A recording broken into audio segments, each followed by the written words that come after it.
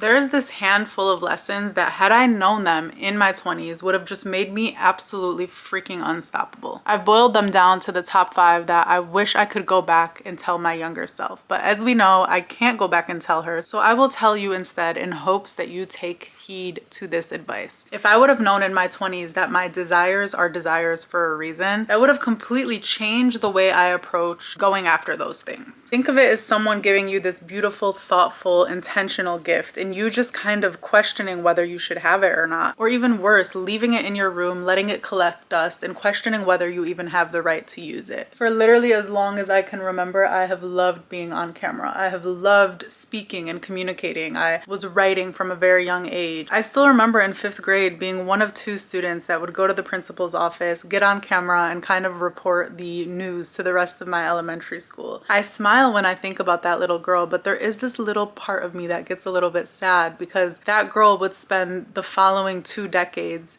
denying the fact that she wants that, denying the fact that there's clearly this desire to speak and to communicate and to get messages across to a group of people. Like, I have always wanted that, but I spent so much of my 20s feeling ashamed of wanting that, wondering if I deserve that, making myself feel like it's a vain thing to want. So in a lot of ways, God had given me this gift from such a young age, and I spent the majority of my life just trying to return to sender. The way that God works, God will always find ways to keep reminding you of what has been put on your heart. And so that's why I'm literally 31 years old, a couple of decades later, and still pursuing this thing that I love. The only difference is that for the first time in my life over the past couple of years, I've stopped shaming myself for wanting this, and I've actually seen it for what it is, a gift that I'm supposed to be using, a gift that I'm supposed to feel proud of, something that I'm not supposed to be questioning all the time. It's just so crazy how much lighter it feels nowadays. Like, things felt so much more difficult. I never felt like I could build momentum with my goals and my dreams because the shame was pulling me back. It was so hard to build momentum in any career like this because I constantly felt like I was holding myself back. And I want you to understand that if this is how you feel, if you've been given a gift, you are the thing standing in your way. The second you get out of your way, it's going to be like a rocket launching. You're gonna see so much more progress towards that thing that you want because you finally let yourself want it. Listen to me and listen to me very closely. Shame is never ever productive when it comes to your dreams. I wrote this sentence down when I was reflecting on these lessons, and I'm just gonna read it off my phone right here. The extent to which you achieve your goals will be inextricably linked to the extent to which you silence the shame. If I had to edit that sentence, I wouldn't even say silence the shame. Trying to silence something just actually makes it talk louder. I guess I would edit this sentence to the extent to which you achieve your goals will be inextricably linked to the extent to which you disempower the shame. The shame is always going to be there. Like, the voices in our heads, they just mirror the voices that we grew up with. Not just with our families, but even like online, you see people saying certain things or bashing certain people for doing certain things. Like, the voice in your head is just going to mirror that. Having that voice in your head make you feel ashamed of certain things doesn't mean that you're like doomed for life. Pretend that your head and all the voices in your head are a room of people. When you are in a room of people, you decide who you want to listen to. Like, let's take YouTube. You decide which videos you're clicking on over and over again. You decide how you train your algorithm.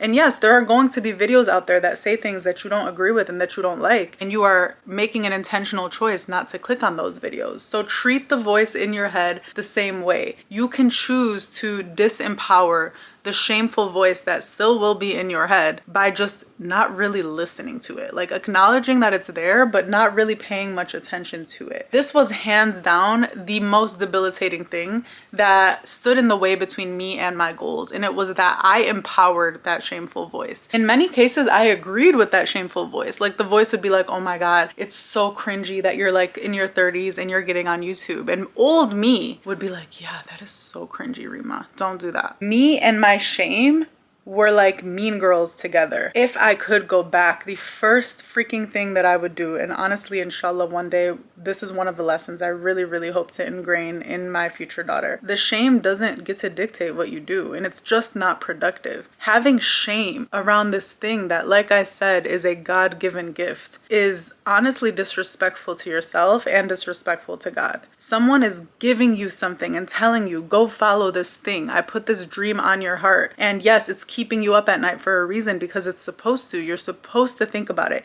You're supposed to dream about it. You're supposed to want it. And to just allow shame to be the reason that you don't go after that is pathetic. I'm just going to be honest with you. It's so pathetic that you're allowing a voice that you have the choice to turn down the volume on to speak so loudly, so much so that you don't go after the thing that you were put on this earth to do. I've always been a strong communicator, so why wasn't I doing this 10 years ago? I honestly have always been very wise. Like, if you read my journals from when I was 20, they don't sound so different than the things that I'm saying today. I could have been on YouTube at 20 years old speaking the way that I speak right now. And the reason that I wasn't, the only reason that I wasn't, is because I felt ashamed to want that. I felt ashamed to put myself out there. I really let shame shackle me. I'm telling you right now, you will never achieve any goal that you have put in your head if you don't turn the volume down on that shame. That shame will continue to be a barrier between you and the thing that you want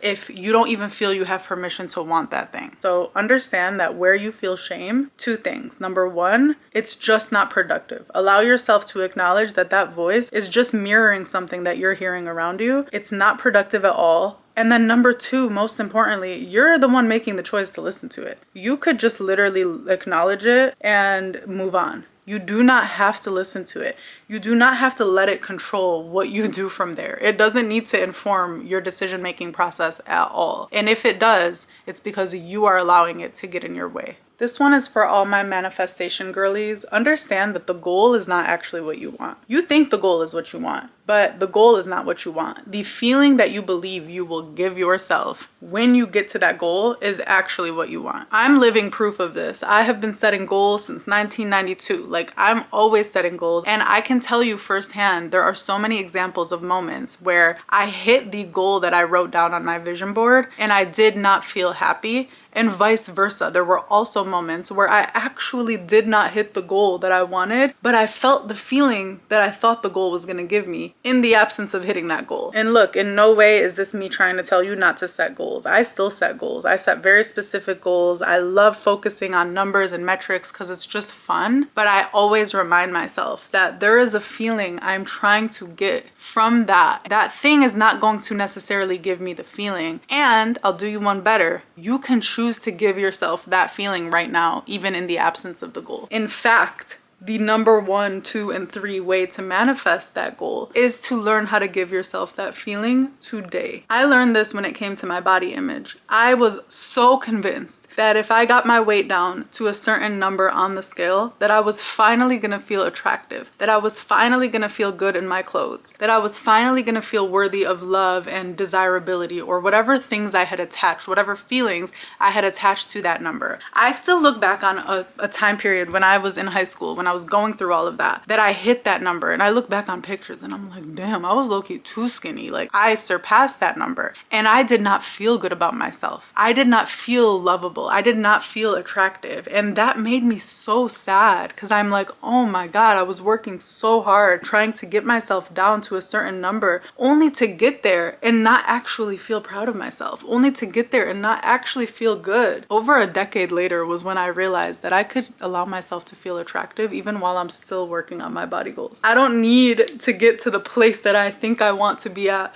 to start feeling attractive. I don't need to wait until I hit a specific jean size to start feeling good in my clothes. I can give myself that feeling now. In fact, giving myself that feeling of attractiveness and health and, you know, feeling like an active, healthy person is going to be the thing that helps me get to the place that I'm going. Like, how many of you have gone to the gym feeling ugly and fat and lazy? Like, how long was that workout? That workout, I'm willing to bet, was so much shorter and less effective than those workouts where you walk in feeling cute and wear your little hot girl outfit and, you know, feel strong when you're at the gym, because that is a positive emotion and you can create so much more from a positive place than you can from a negative place. Like, think of those negative emotions that you're feeling as poison. They're eating away at everything good, whereas those positive emotions that you allow yourself to feel today are like momentum. They're juice. They're gonna help you get there so much faster. Imagine I just left my hair like this.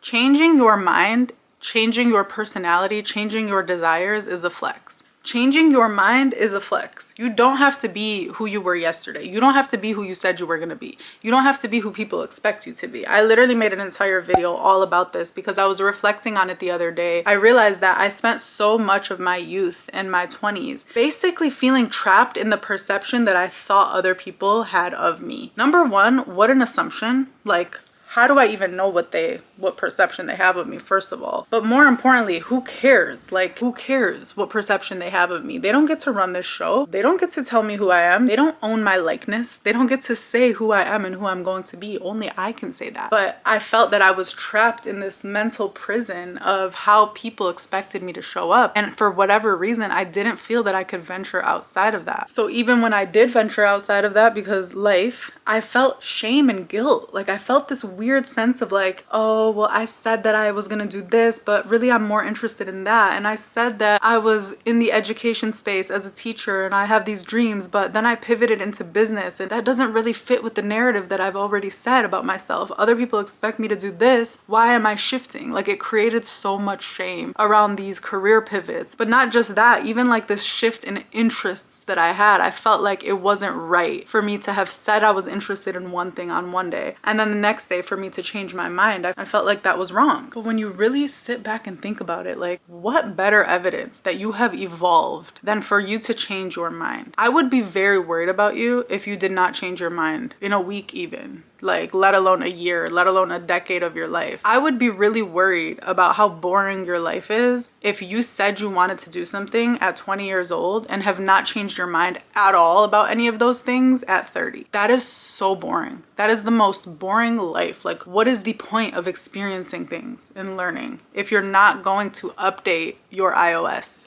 Change your mind often, my love. Change your mind frequently. Change your mind unapologetically. Like, you don't owe anybody whatever version of you they thought you were. This last one is one that I'm actively trying to learn as we speak, and it's that time is an illusion. Especially if you believe in God, you understand things can happen overnight. Like, they never really actually happen overnight, even when they look like they did. We've all seen people's lives change within a snap of a finger, for better or for worse. Like, time doesn't actually matter. These rules of life of like, yeah, well, you have to work at this for 10 years and then you'll be able to do this. Like, we like to tell ourselves that stuff because this is speaking for me too. Like, I think a lot of us kind of try to play God a little bit, like we pretend we run this show, and having these little invisible rules of, if I do this for 2 years, then I'll get to this level and then I'll get promoted after 3 years of doing this.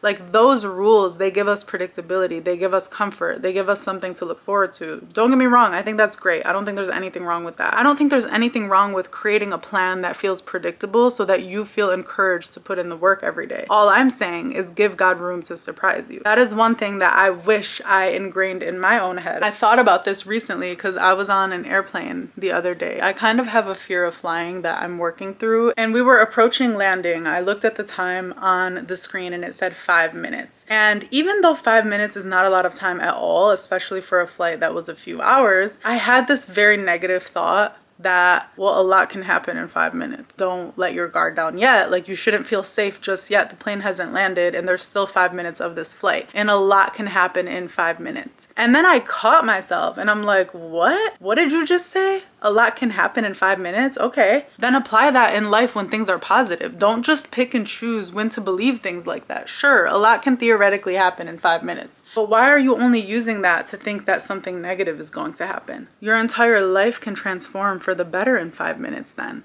If you believe that things can happen quickly in a negative way, then you also need to believe that things can happen quickly in a positive way.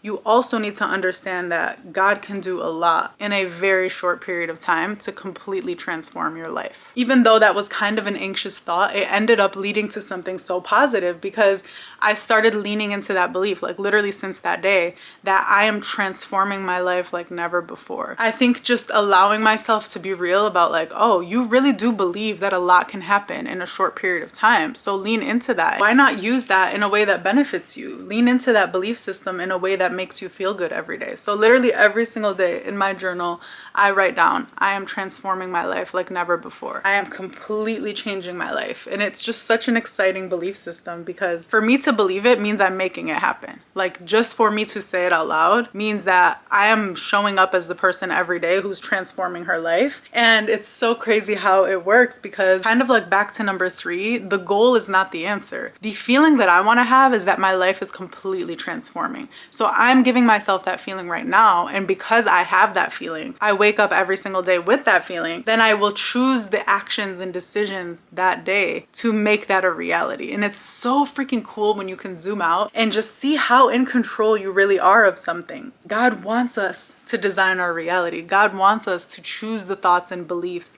that will ultimately create the life that God wants us to have. It just feels so inspiring and motivating to finally be in that place where I can see it from that perspective instead of feeling like I'm a victim to my circumstances and I'm helpless and things are just happening to me. If I could leave you with one thing, my love, it's that you get to choose what you believe. You don't need to subscribe to anyone else's beliefs, even mine. Who cares what I say? You get to pick what you want to believe in.